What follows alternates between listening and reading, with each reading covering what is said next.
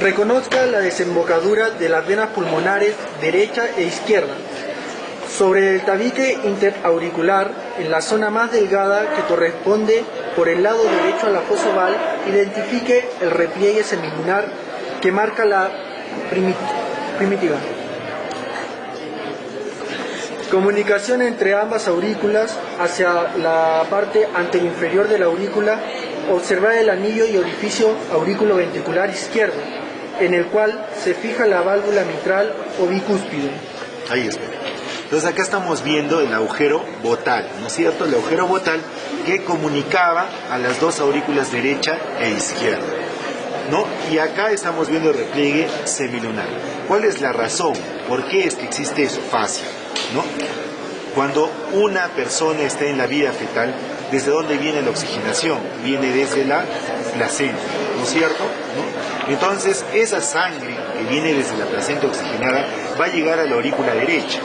Ahora, ¿de la aurícula derecha es necesario que vaya al ventrículo derecho para desviarse los pulmones? No. Entonces tiene que pasar directamente esta sangre desde la aurícula derecha hacia la aurícula izquierda para que de la aurícula izquierda se envíe al ventrículo izquierdo y este lo distribuye en todo el cuerpito del fetito. ¿No es cierto? ¿No? Entonces la sangre fluye desde la aurícula derecha hacia la aurícula izquierda.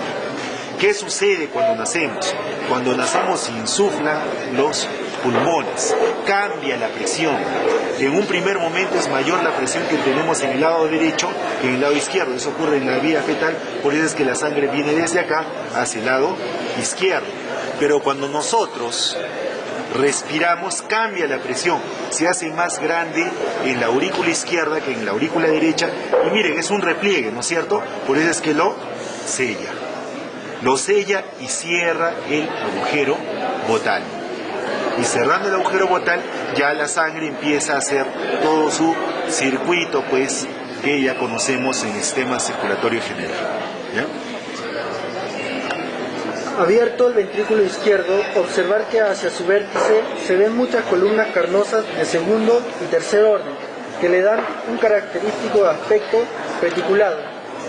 El orificio aurículo-ventricular izquierdo presenta una válvula con dos valvas o cúspides, las que al semejar a la mitra de un obispo le da el nombre de mitral.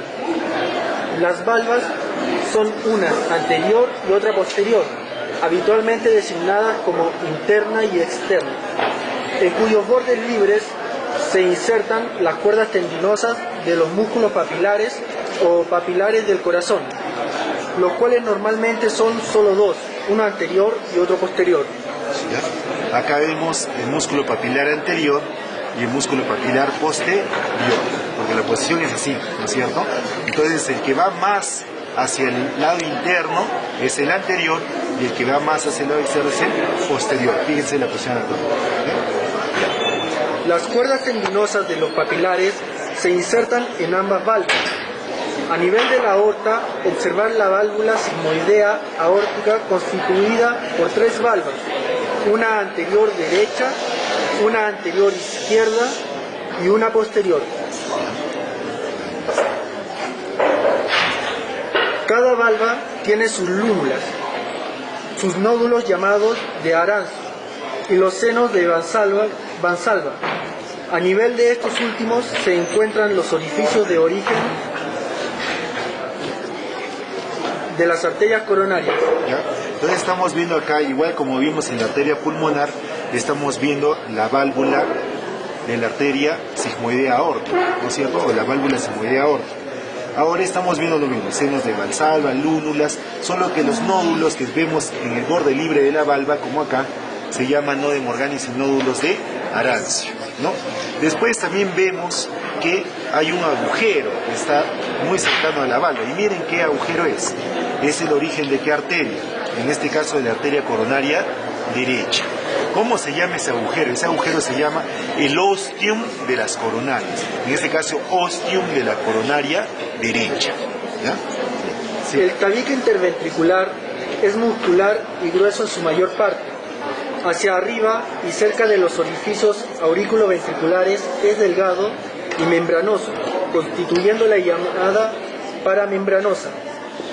Una pequeña parte de esta última situada por encima de la intersección de la valva septal, tricupidea y por lo tanto ubicada entre el ventrículo izquierdo y la aurícula derecha, constituye el tabique atrioventricular. Ya, entonces, ¿qué estamos viendo acá? Este es el tabique interventricular. El tabique interventricular tiene dos porciones, una pars muscularis y una pars membranosa. La pars membranosa es la porción lisa.